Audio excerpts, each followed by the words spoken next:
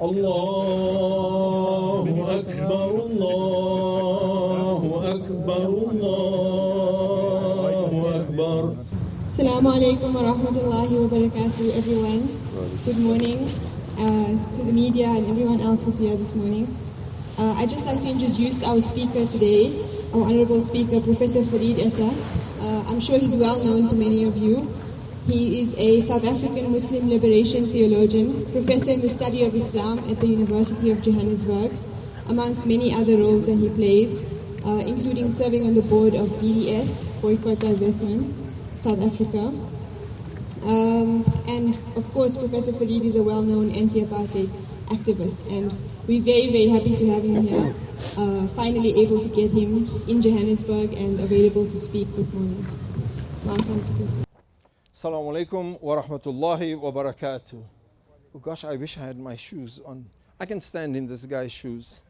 It's a bit like Thabo Mbeki said, you know, when he had to step into Mandela's shoes. It's a very large pair of shoes. But above all, he didn't really want to follow in Mandela's shoes because Mandela wore very ugly shoes. So with due respect to the brother whose shoes I'm standing in, my pair of shoes at the back, it's a much nicer pair of shoes. Assalamu alaikum wa rahmatullahi wa barakatuh. Allahu Akbar, Allahu Akbar, Allahu Akbar wa lillahi alhamd. God is greater than, and God is greater than, God is greater than, and to God belongs the praise. Brothers and sisters, in thinking through this talk today, I initially, like all of us, my head started going to the story of Abraham. My head started going to the story of Nabi Ismail and the sacrifices of Nabi Ibrahim, Ibrahim as an ummah, Ibrahim as the builder of the Kaaba. And then I thought, wait, what is this all about? Why do our heads immediately go to the central characters in the story? Who defines who is the central character in the story? When we tell a story, whose stories do we tell and whose stories do we miss? And so I thought about the sub-character in the story. The sub-character that has emerged in our rituals as a central figure in the narration. This black woman from Africa. This woman Hagar, who we imitate when we go for Hajj, with whose enactment of whose running between Safa and Marwa, our Hajj, our pilgrimage is not complete. But she's a side character in our story. And so I thought I would reflect on the role of Hajar as a black woman, as Hajar as a slave, of Hajar as a mother. Now, the stories in the Quran, like all religious foundational stories, whether we call them narratives or stories, they are always contested. There's always arguments about them. Historically, whether it's a real story in the sense of history, and they are theological contested. And then, of course, academic scholarship and so on, they have their own issues with all of these stories. But whether they are real in the way in which science or scientific inquiry understands history, or whether they are real in the salvation history sense of the believer, where we believe they are real, therefore they become real for us, that's not the major issue for us today. And thus today I speak to you, not as a wannabe scholar of religion studies, nor even as a wannabe scholar of Quranic studies, but I speak to you as a wannabe believer, a wannabe submitter to the will of God, even as I struggle to make sense of what this is and what I mean by it. A Muslim is somebody who submits to the will of God. I don't know about you, but I find this a bit of a tall claim to make. At what point do I say, I'm really one of those who have submitted to the will of God? I stand in front of God, at least At that moment, I stand in front of God. I put my head down. My head goes down, maar my kop in 'n klomp ander sin van die woorde is hier en daar. En my hart, my liggaam is hier voor die Almagtige. My liggaam is hier voor die Almagtige, maar my hart is in 1000 ander plekke. Wat gaan ek maak agter Salah? Vir wie gaan ek groet? Vir wie moet ek groet? Ek het nou vir daai ou dae gesien. Gaan ek nou vir hom groet? Gaan ek ja, en ek het 'n issue saam met a million things passes through our heads as we stand physically in front. So there's few moments that we stand physically in front of God. We're not even really in front of God. What not about the countless moments in our lives? And so it's a tall order to make to say, I'm really a Muslim. And so, I mean, for me, like everything else, you know, I'm a wannabe Muslim. So, there are many parts of this narrative that I can't really get my head around, but a few things in this case. There's disagreements between the Quranic understanding of this narrative and the biblical tradition, and I just want to focus quickly on 3 things. The one is the ownership of Abraham. Who does Nabi Ibrahim belong to? And then there are minor issues. Which son, for example, was with him when he built the Kaaba? Which son had the privilege of the willingness to be sacrificed purely in response to the command of God? And then there is some tensions about which partner of Abraham was the more privileged partner. As for the first question, the ownership of Nabi Ibrahim, now, Quran makes it very clear. وَقَالُوا كُونُوا هُودًا أَوْ نَصَارَى تَهْتَدُوا. Become a Jew or become a Christian and then you will be guided. Quran says no. قُلْ بَلْ مِلَّةَ إِبْرَاهِيمَ حَنِيفًا وَمَا كَانَ مِنَ الْمُشْرِكُونَ. No. وَمَا كَانَ مِنَ الْمُشْرِكِينَ. No. Don't say identify with this religion. Identify with that religion. Abraham was an upright person and he did not associate others with God. And so here, Nabi Abraham is lifted beyond the ownership of a tribe with a religious identity. You know how we tribalize our religion? So Islam and Muslims become a club and God becomes a mascot in this club. So when Pakistan, for example, has a cricket match against India, then, you know, Ya Allah, hame fatah kare us Hindustaniyon par, Ya Allah, hame jeete ata farma hai, give us a victory over these Hindus. As if God is a cricket playing mascot or at least a fan of the Pakistani cricket team. You also see the South Africans, let's pray, you know, we get that medal. What is this? The reduction of God to a little mascot, to a little cheerleader. And this is what Muslims have done. And here the things to Nabi Ibrahim is, don't do this. Don't say Abraham was a Jew. Don't say Abraham was a Christian. Kana Hanifan. He was Hanifa Musliman. He was upright, submitting to the will of God. And then there is a debate about which son was it of Abraham that accompanied him in the building of this sacred space. Connected to this is a whole tribal thing. Nabi Ismail, the progenitor of the Arabs, Nabi Ishaq, the progenitor of the Jews. And again, it is the appropriation of prophetic figures for tribes in the name of tribalism. When the Prophet made it clear at the Hajjatul Wida, لا فضل لعربيهن على أجميهن ولا لعجميهن على عربيهن ألا كلكم أبناء آدم وآدم من تراب. When the Prophet said that there is no distinction of an Arab over a non-Arab or a non-Arab over an Arab, ألا كلكم أبناء آدم وآدم من تراب. Lo, all of you are the children of Adam, and Adam is made from dust. And then there's the last part of the drama that I want to pay some attention to. Which partner, Hajar or Sarah? And the complexities of relationships, the notions of family, of human emotions, And even here, the tribal element comes in, but more so the ideological element. Sarah sees that between the two of them, now often when the woman is unable to conceive, in most societies, even in our society, the woman is unable to conceive. The couple is unable to conceive until there is clear gynecological evidence of this way or that way. So yes, the narrative is that Sarah was unable to conceive.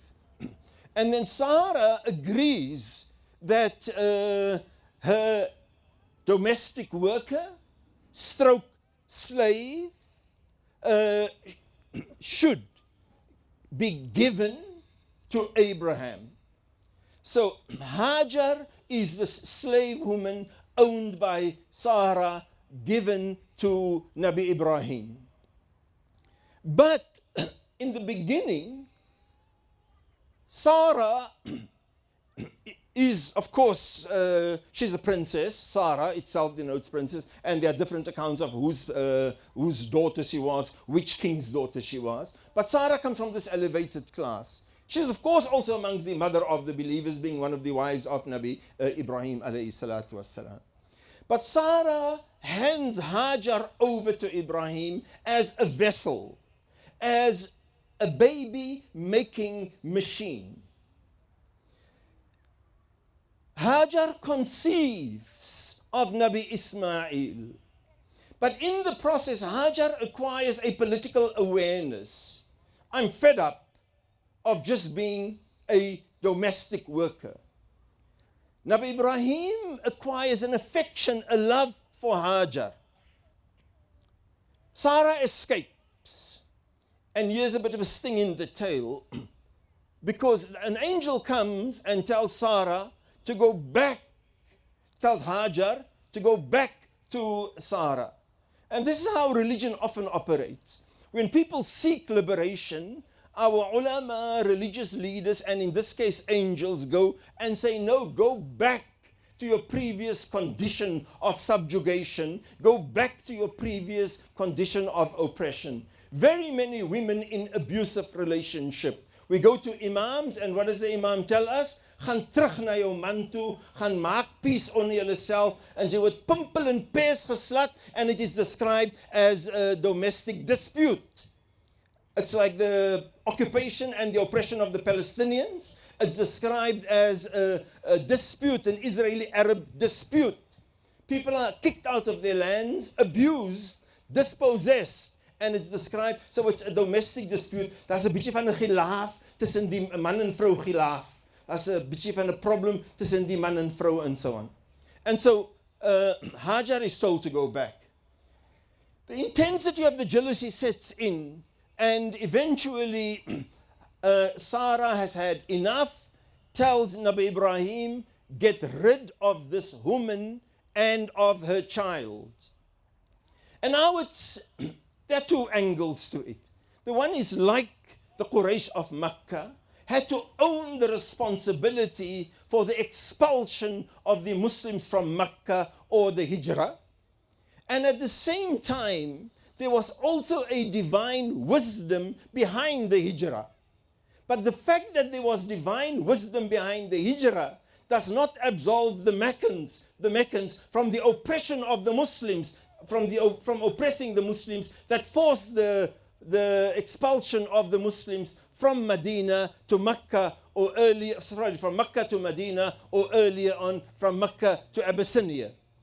And so in this case too, we find that Sarah forced Nabi Ibrahim and Ismail to go.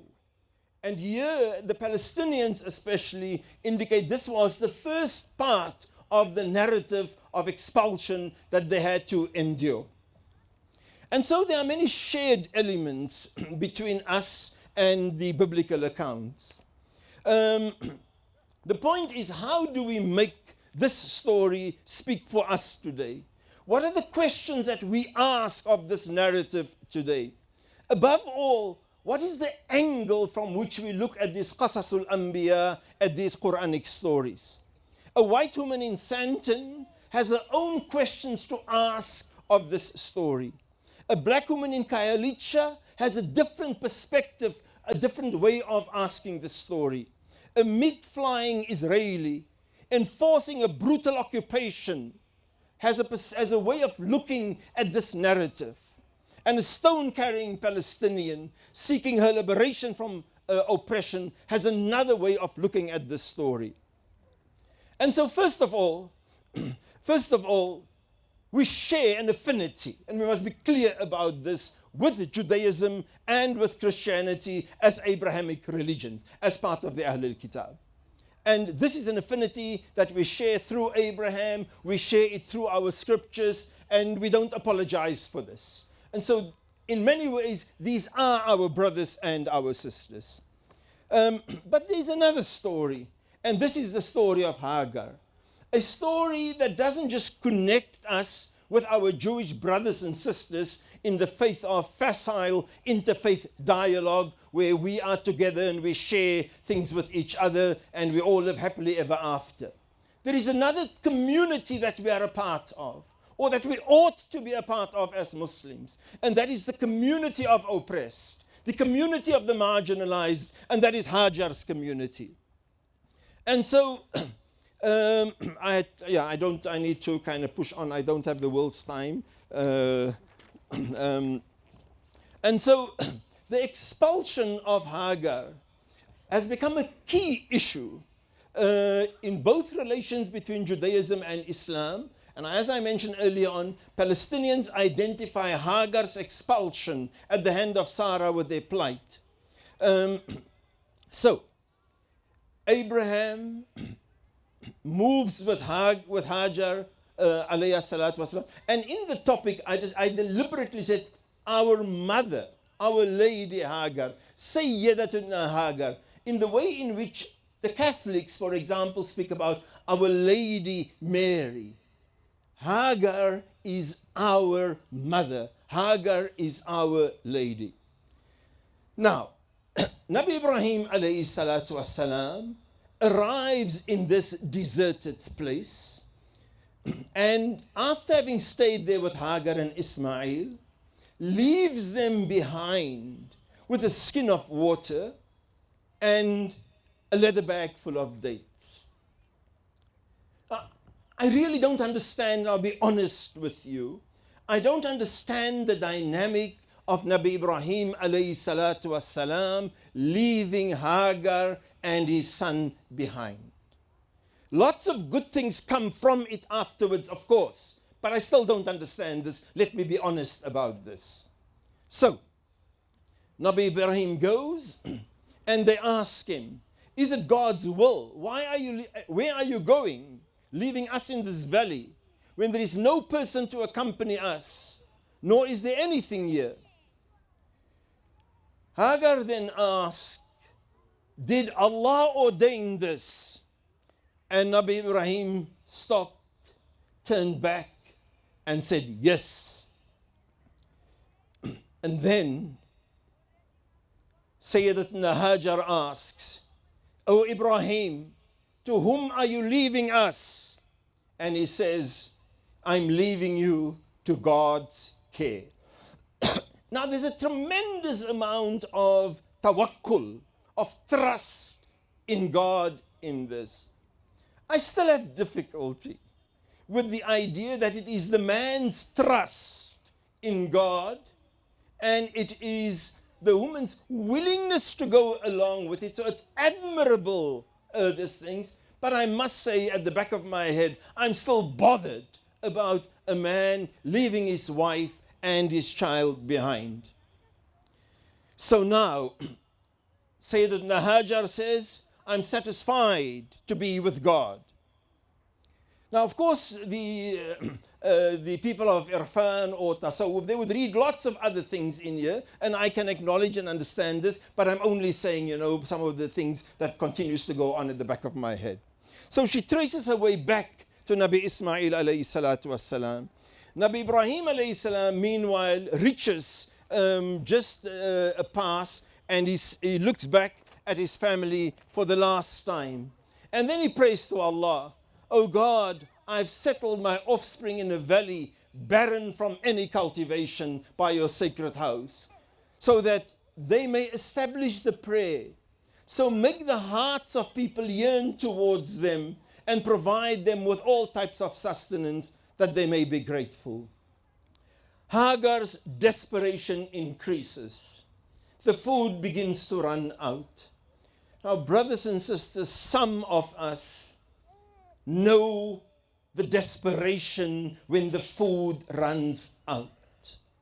We know the stories of mothers literally concocting something from bare cupboards. The anxiety of women when they reach the till where they must pay and never knowing whether they're going to have enough. And my child must be fed. My child must be quenched. Few people, very few people I suspect in this audience, but very many people in our country know the pain of hunger, the anxiety of not knowing where your next meal comes from. And most of the time, this anxiety is located inside mothers.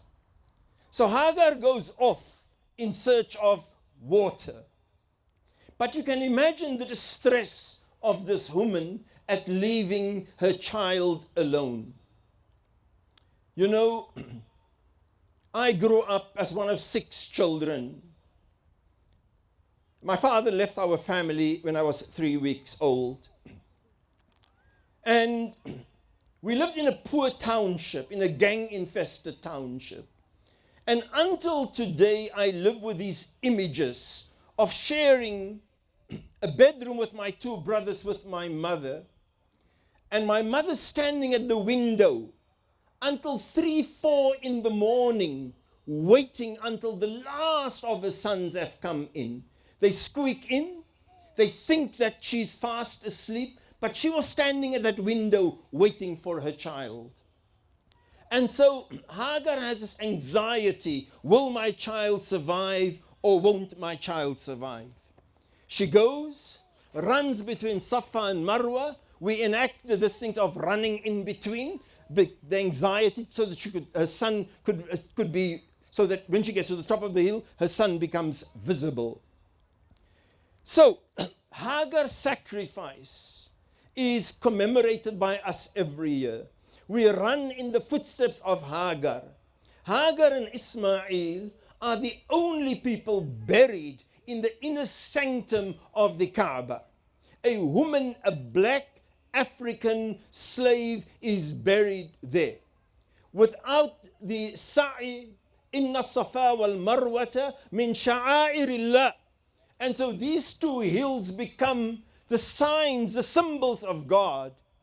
Hills sacred by themselves? No. No piece of earth is sacred by itself. Safa and Marwa was sacralized by the struggles of Hagar. Safa and Marwa became a paradigm for suffering on the one hand, motherly anxiety on the other, but also motherly exertion to do something for her son. And so Allah decrees that nobody and nothing gets buried there except Hagar and Ismail. In the words of Ali Shariati, from among all humanity a woman, from among all of the women a slave, and from all slaves a black maid. The weakest, the most humiliated one of his creatures was given a place at his side and a room in his house. He has come to her house and become her neighbor and roommate. So now there are 2, Allah and Hajar, under the ceiling of his house. And so, brothers and sisters, as we commemorate the Hajj, as we think of Ibrahim, let us pay not just a single thought, but enormous thought to the women in our lives. Let us think about motherhood and how we would never have arrived in our lives if it weren't for them. Let us think about how constantly in our decisions, in our lives, it is men that count and women who count for nothing. This is our lives, this is our reality, and this becomes particularly pernicious when it is reinforced by religious authority and religious texts.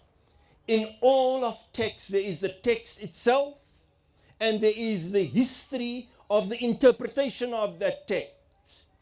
To a large extent, the texts, whatever else it may be, however divine it may be, texts are always located in history. And that history is usually a patriarchal history. We have a choice today in how do we receive that text, in how do we interpret that text. So two things. The one is we require desperately more women to read and interpret the texts. But more importantly, we require women from the margins to interpret the texts. In the story of Hajar and Sarah, for example, and credits to Safiya for raising this with me last night. In the story of Hagar and Sarah, for example, you see women and women. So in the struggle today for gender justice, you see women and women. You see feminists and feminists. But you also see the feminism of privilege, the feminism of arrogance, particularly reflected in the French model, where when we say women have a choice, the choice ranges from different kinds of bikinis, but not a burkini. The choice differs from a range of lipsticks, but not a choice to not have lipstick. The choice ranges from different consumer goods, but you don't have a choice from opting out of consumerism. And so white feminism comes along and want to dictate to black feminisms, including Muslim feminism, that this is the only way in which you can be a woman. And if you don't want to be a woman along the lines that our society dictates, you can't be a woman and be a niqabi. You can't be a woman and be a hijabi. You be a woman on our terms. 1,000 kinds of lipsticks, but don't tell me you don't want to wear makeup. You don't want to wear makeup, you cannot be a part of our society. So the arrogance of a certain kind of feminism. And so it's not simply a question of women must interpret the text, women must lead. It's also a question of women themselves identifying with various margins inside our society all the time. Finally, brothers and sisters, to my brothers, I say that the struggle to bring Hajar back to the center, it is the struggle of women. But it is not a woman's struggle. The struggle for gender justice, it is a struggle for women. It's not a woman's struggle. Men must learn and embark on the painful task of giving up our centrality, of giving up our importance, of giving up our ilja, our status. We are, ana rabbukumul a'la. I am your Lord over women and lording it over women.